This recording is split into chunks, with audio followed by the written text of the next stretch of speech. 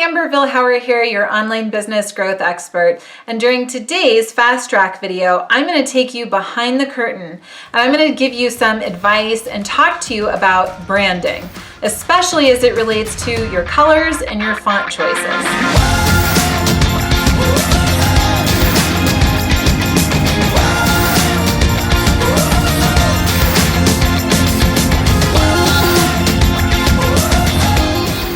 Now, this world of branding is a pretty tricky one, and there are some branding experts out there that no matter what I say next, they're probably going to have a problem with what I'm about to share.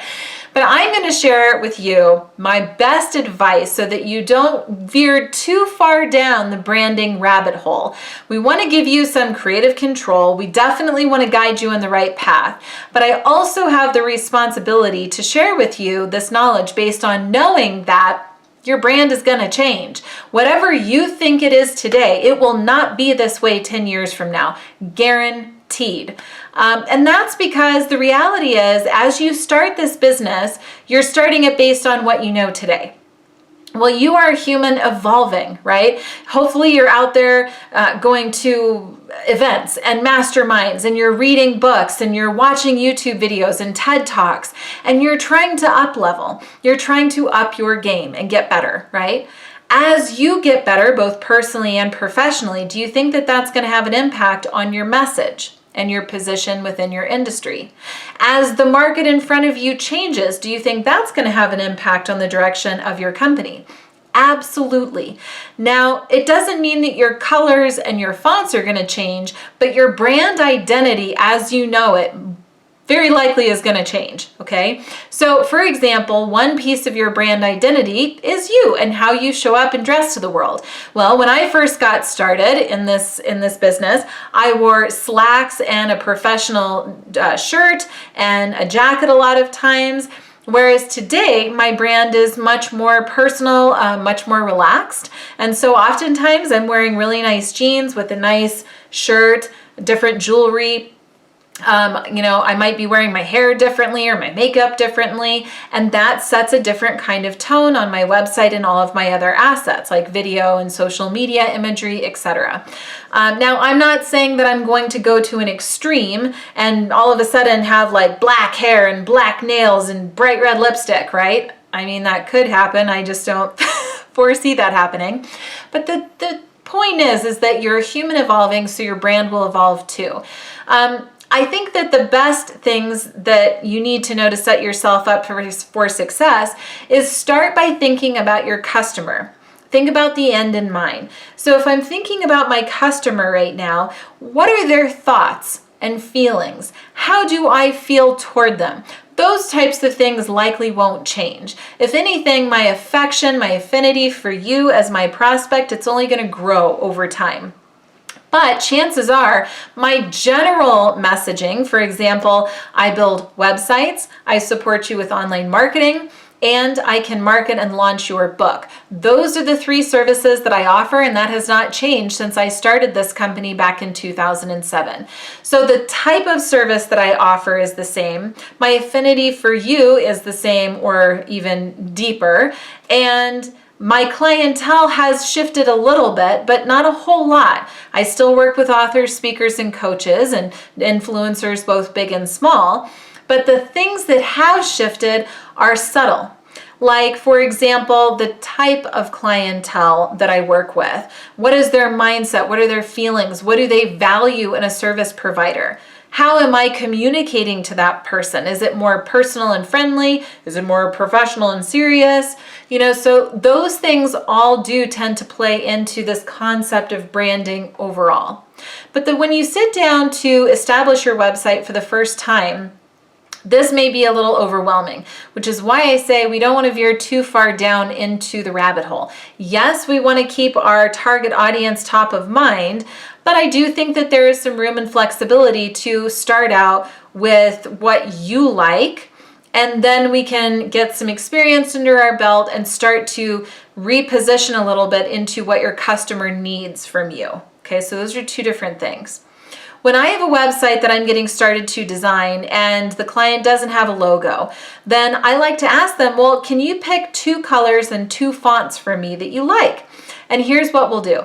In terms of the colors, I suggest a couple of things. Number 1, you can go to Google and search meaning of colors, and you can start looking at different articles out there that will tell you that red can be a very a color of authority and power and passion, and red can also be a signal for aggressiveness, stop, right? And so most colors are going to have that dual component, and you'll just have to decide which one wins.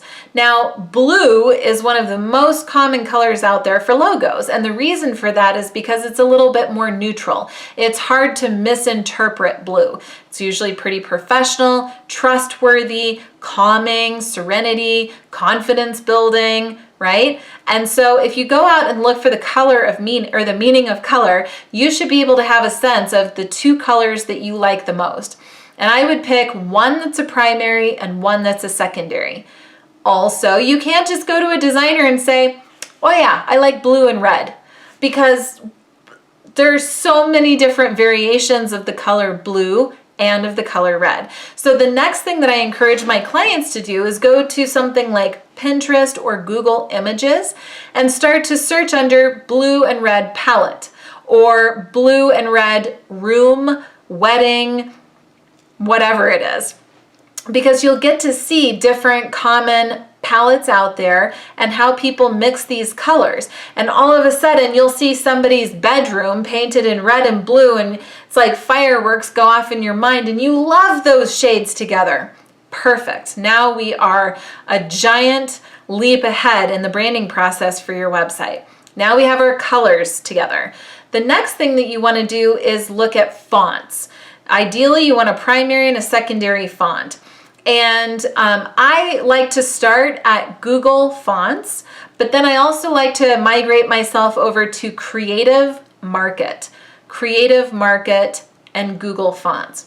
Both of those have a font directory, and there are other sites out there as well, but they have font directories where you can start to just search. Do you like script, serif, sans serif, handwritten, block styling? What do you like?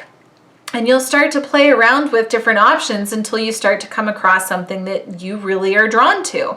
You just want to make sure that it's a little bit more readable as opposed to not. And a lot of these font directory sites allow you to type in a bit of text, and they will give you a preview of that font on top of that text. So for example, I could write something like, Amber Vilhauer offers websites, marketing, and book launch services, so that I can really get a range there. You could do your tagline or anything else.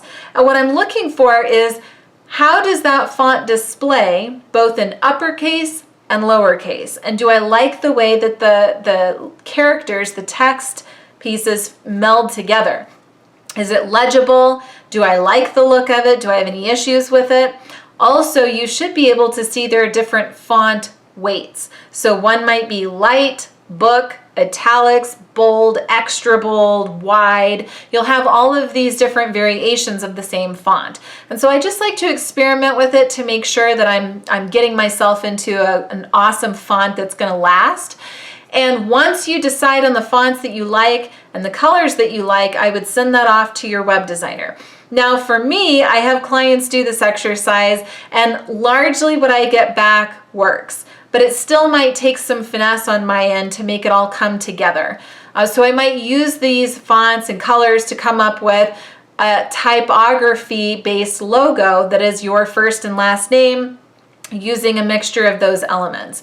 I also might take a look at your palette and say, well, based on my experience, I'm not sure we totally hit the mark. Do you have any other options? Or what if we experimented with this? And so if you hire somebody who's very experienced, who understands branding and the influencer space, they'll be able to guide you. But I always like to let the client speak up first, even if they tell me, I don't know what I'm doing. That's okay. I'm looking for your instincts to kick in because this is a very creative process that we're about to embark upon, and we're going to do it together. So if you found this to be helpful, feel free to check out ngenterprises.com if you would like my input in your branding process or to support your website redesign. And definitely subscribe to my YouTube channel to get notified when future videos like this become available. And don't forget, until the next time, no guts, no glory. Thanks a lot.